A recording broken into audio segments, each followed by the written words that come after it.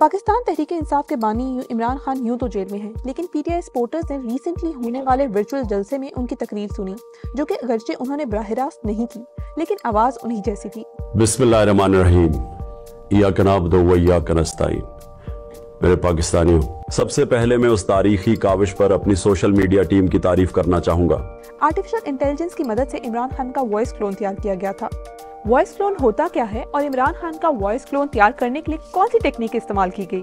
PTI का कहना है कि इमरान खान ने जेल से तकरीर लिखकर एक लॉयर के जरिए भेजी, जिसको आर्टिफिशियल इंटेलिजेंस के एक सॉफ्टवेयर में डाला गया, जिसने इमरान खान की पुरानी तकरीर की मदद से उनका वॉइस क्लोन तैयार किया। कई कंपनियां अपने यूजर्स को ये मौका फराहम करती हैं कि वो रिक्वायर्ड डाटा फराहम करके अपने मतलूबा शख्स का डिजिटल क्लोन तैयार कर सकते हैं।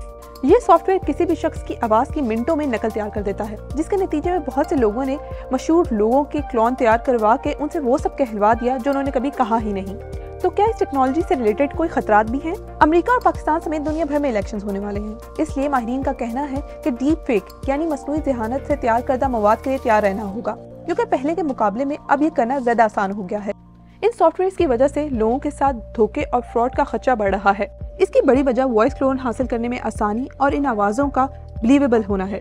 माहिरीन का कहना है कि ऐसे टूल्स को मार्केट में लाने से पहले ये सोच लेना चाहिए कि इसका माशरे पर क्या असर होगा और इसका क्या क्या इस्तेमाल हो सकता है।